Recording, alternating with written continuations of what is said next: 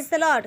మన ప్రభు అయిన యేసుక్రీస్తు పరిశుద్ధమైనటువంటి నామంలో ఈ ఉదయకాలపు కృపావార్తను వింటున్నటువంటి మీ అందరికీ దేవుని పేరట వందనాలు చెల్లిస్తూ ఉన్నాను. అందరు బాగున్నారా? మరి పూట ప్రభు మనకిచ్చినటువంటి వాక్యాన్ని మనము పరిశుద్ధ గ్రంథంలో చదువుకుందాం. యెషయా గ్రంథము 49వ అధ్యాయము మొదటి వాక్యాన్ని చదువుదాం. యెషయా గ్రంథము 49వ అధ్యాయము మొదటి వాక్యాన్ని చదువుకుందాం. ద్వీపములారా నా మాట వినుడి, దూరమునున్న జనములారా ఆలకించుడి.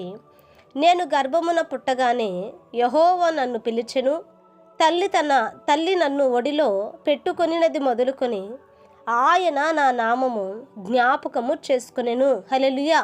నా దేవుని బిడ్డలారా, చూడండి, ఇక్కడ ఒక మాట రాయబడిందండి. అదేంటంటే, నేను గర్భమున పుట్టగానే యెహోవా నన్ను పిలిచెను. హల్లెలూయా.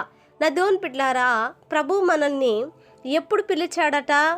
మనం ఈ యొక్క వాక్యాన్ని గమనించినప్పుడు, ఆయన తల్లి గర్భమున మనము పడక మునిపే, నా దేవుని బిడ్డలారా, ఆయన మనల్ని పేరు పెట్టి పిలిచిన దేవుడు అంటండి. చూడండి, ప్రభు మనల్ని పిలుచుకున్నాడు. అది మన భాగ్యము, మన ధన్యత అయి ఉన్నది. ఆయన మనల్ని ఎందుకు పిలిచాడు?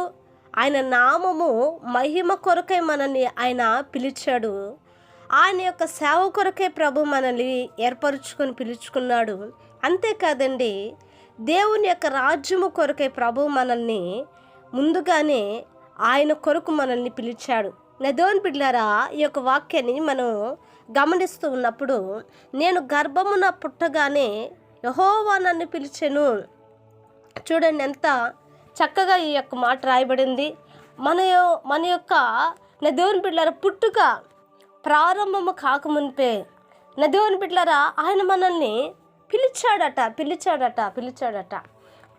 మరి ఈ లోకంలో నా దేవుని బిడ్డలారా, ఒక బిడ్డ పుట్టగానే ఆ బిడ్డ ఏమవుతాడో, ఆ బిడ్డ పెరిగి పెద్దయి ఎలా జీవించబోతున్నాడో అనేది ఎవరికి కూడా తెలియదు.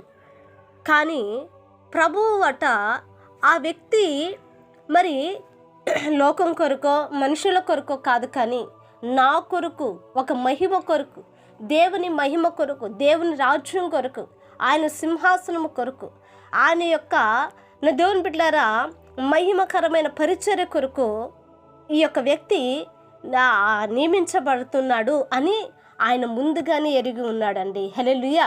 నా దేవుని బిడ్డలారా, అలా ఎరిగాడు కనుకనే ఈ రోజున మరి మనలను ఆయన ఏర్పరచుకున్నాడు. మన ద్వారా ఆయన మహిమపరచబడుతూ ఉన్నాడు.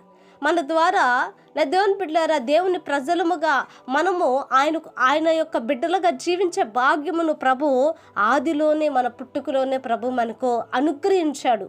కనుక నా దేవుని బిడ్డలారా, ఈ రోజున ఎందుకు మనము పుట్టాము?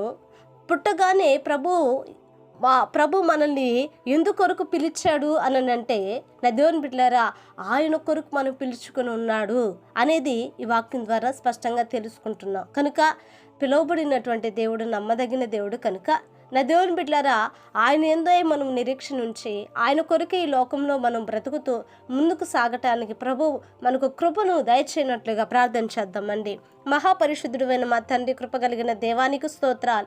ఇదిగో ప్రభా, అయా నా తండ్రి, చక్కని మాటతోనైనా ఈరోజు మాతో మాట్లాడావు. మేము పుట్టగానే అయా మిమ్మల్ని పిలిచిన దేవుడు నాయన, ఈ రక్షణలోనికి, ఈ మహిమలోనికి నైనా నా తండ్రి, అయ్యా ఇంతటి భాగ్యమును నా ప్రభ మీరు మాకు అనుగ్రహించారయ్యా. అలాగే ప్రభ, ఎంతోమంది నశించిపోతున్నారు, వారిని మీరు పిలవండి. అటు కుటుంబాలను మీరు పిలవండి, అన్యులను మీరు పిలవండి, లోకస్తులను మీరు పిలవండి. అయా నా తండ్రి, కట్ట చేత బంధించబడిన ప్రతి బిడ్డలను మీరు పిలవండి. ప్రభువానికి స్తోత్రాలు చెల్లిస్తున్నాను. అవును నాయన, అయా నీ పిలుపుకు మేము లోబడి విధేయత కలిగి జీవించే భాగ్యం మాకు దయచేయమని, అంతేకాదు కానీ వాక్యాన్ని వింటున్న ప్రతి వారిని మీరు ఆశీర్వదించి వారి కుటుంబాలను మీరు దీవించమని యేసు నామమున అడిగి వేడుకొంచున్నాము తండ్రి, ఆమేన్. Praise the lord. దేవుని కృప మీకు తోడై ఉండును కాక.